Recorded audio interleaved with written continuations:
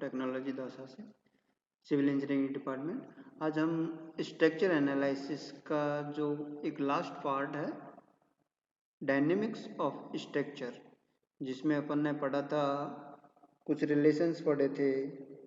अब रिलेशंस के बाद में उसके जो वेक्टर्स कैरेक्टरिस्टिक्स हैं वो और फ्री वाइब्रेशन।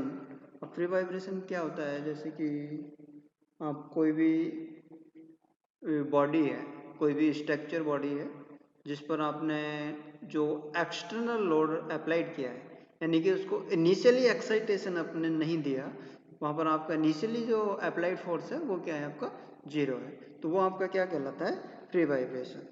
तो सबसे पहले मैं डिस्कस करूँगा वेक्टर्स कैरेक्टरिस्टिक्स। उसके लिए कुछ जनरल रूल्स हैं, जैसे matrix vector symbols are represented by wall types characters. Metrics are in general represented by the capital letters. The transpose of matrix is denoted by the superscript T.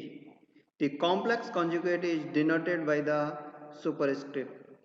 The complex conjugate transpose of a matrix is denoted by the superscript H. The inverse transpose of matrix is denoted by the superscript inverse T. The inverse Hamilton of matrix is denoted by the superscript minus, as the vectors are generally considered to be the column vector, and the scalar product is denoted by x transform t dot y. A differentiation with respect to time is symbolized by superscript dots. देखिए, जो differentiation होता है उसको किससे denote किया जाता है, super script में उसके डॉट लगा दिया जाता है, जैसे y डॉट टी, यानी कि आपका जो वेलोसिटी है d y d t time के रेस्पेक्ट में, उसको किससे डिनोट करेंगे, y डॉट टी से। y double dot t equal to d two y t d t square, ये आपका क्या हो जाएगा, acceleration. The continuous time stop process are denoted by y t and discrete time statistics process are denoted by ytk.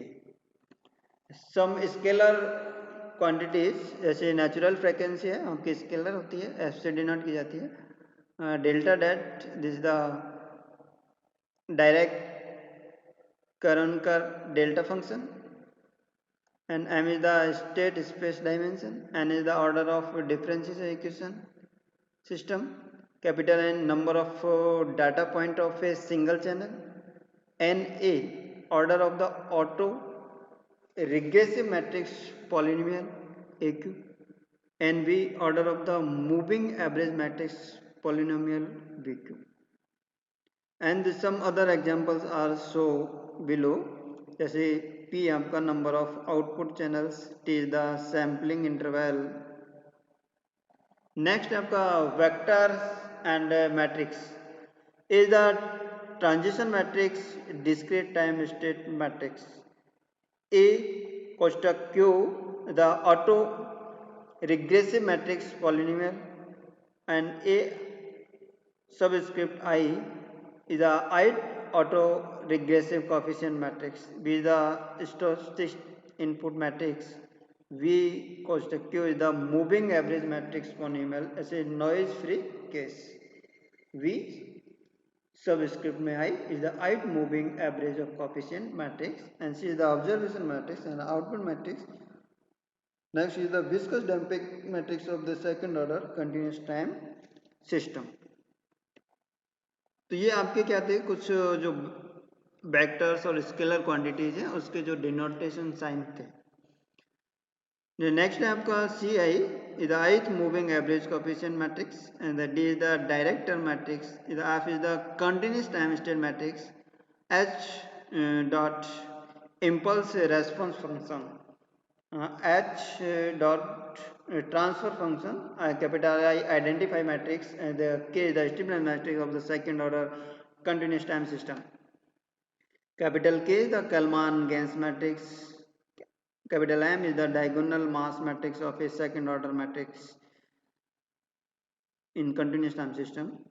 Q subscript R state space reliability matrix, and the Q naught is the state space observability matrix.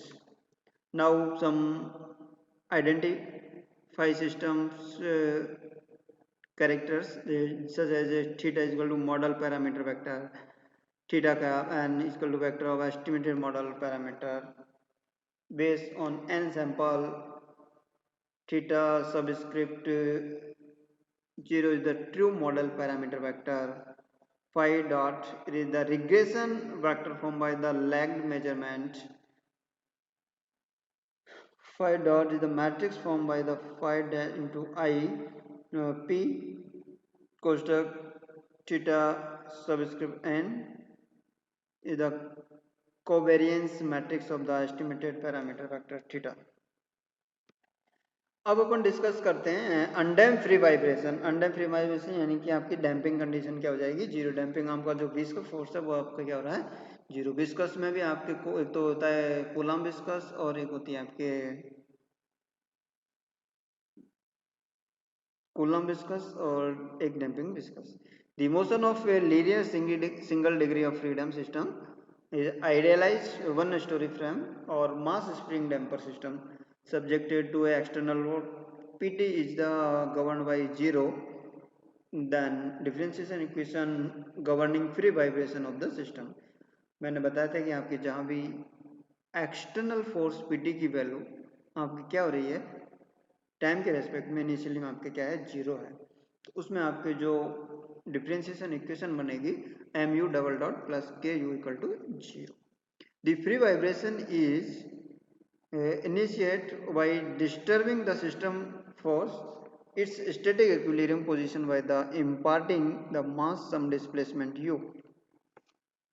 Free vibration हो रहा है, कुछ time के बाद में आपका उसमें क्या है, जो मास है आपका क्या हो जाएगा, u डिस्प्लेस हो जाएगा and velocity u dot zero. आपका इनिशियली टाइम जीरो है तब ये आपके क्या है, डिस्प्लेसमेंट और वेलोसिटी, ये आपके जीरो टाइम पर इनिशियली में है। Then fine define as the instant the motion of initiative, यानी कि u equal to u zero and u dot equal to u dot zero.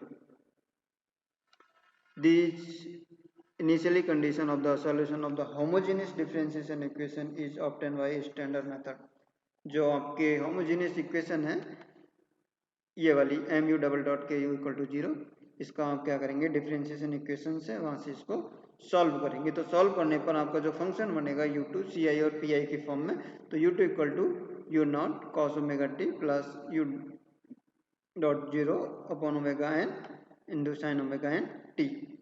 अब यहाँ से आपके ओमेगा एन आपके किसके बराबर होता है, अंडर रूट के अपॉन एम के बराबर। ओमेगा एन आपका क्या है, नेचुरल फ्रीक्वेंसी। अब देखिए जो आपके डिस्प्लेसमेंट और वेलोसिटी में आपका टाइम के रेस्पेक्ट में जो ग्राफ आएगा वो आपका क्या आएगा, एक हार्मोनिक साइक्लिक होगा, जो एक टाइम पीरियड के बाद में आपका हर एक टाइम इंटरवल में क्या करेगा, अपनी साइकिल कंप्लीट कर लेगा। तो जब एक साइकिल कंप्लीट हो जाती है उसको अपन क्या बोलते हैं, time period.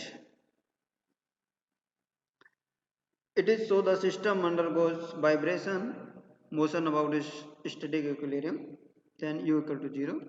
The position and its motion repeat itself after every 2 pi upon omega n second। जो आपका मोशन को रिपीट करेगा वो कितने टाइम पीरियड में रिपीट करेगा, 2 pi upon omega n seconds में। In particular the state displacement and velocity of mass at two times instant t1 and t2 plus 2 pi upon omega n is the identical ut1 equal to ut1 plus 2 pi omega n and u dot t1 equal to u dot cosec t1 plus 2 pi omega n t। These equalities can easily be proved starting with equation the motion described as shown in this figure. The vibration of system from its static equilibrium and underform position at A, as shown in this figure A,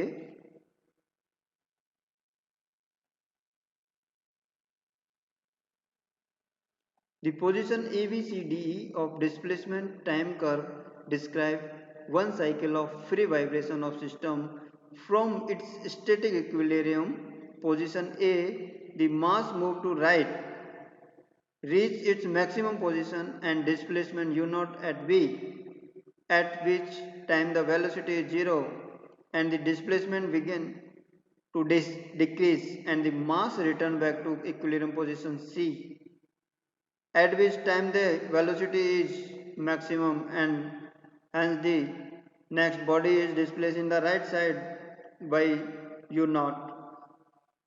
अब देखिए जो आपका amplitude है you not आपका amplitude है। सबसे पहले आपका जो वाइब्रेशन हुआ है फ्री वाइब्रेशन है, तो आपके बॉडी पर कोई एक्सटर्नल फोर्स है ही नहीं, एक्सटर्नल फोर्स नहीं है तो फ्री वाइब्रेशन के कारण आपके यू नॉट से वो डिस्प्लेसमेंट हो गई, जैसा कि आपको डायग्राम बी में दिख रहा है। अब सी में वो आपका जो फ्री वाइब्रेशन के अपनी ओरिजिनल प्लास्टिसिटी के कारण इलास्टिसिटी के कारण वो ओरिजिनल शेप में आने की कोशिश करेगी, तो वो आपका सी डायरेक्शन, जैसे ही आपका उस पर फ्री वाइब्रेशन हो रहा है तो फिर वो आपके लेफ्ट साइड में मूव करेगी जो आपके डी डायग्राम में है। नेक्स्ट उसको आपके इक्विलिब्रियम में आ जाएगी, वो आपका सी डायग्राम हो जाएगा। तो ये आपका हर एक साइकिल एक टाइम इंटरवल के बाद t1 प्लस 2 पाई अपन ओमेगा टी के रेस्पेक्ट में ये आपका क्या हो रहा है, ये आपका साइकिल चेंज हो रहा है। तो आपका जो टाइम पीरियड है वो कितना हो जाएगा 2 पाई अपॉन ओमेगा टी।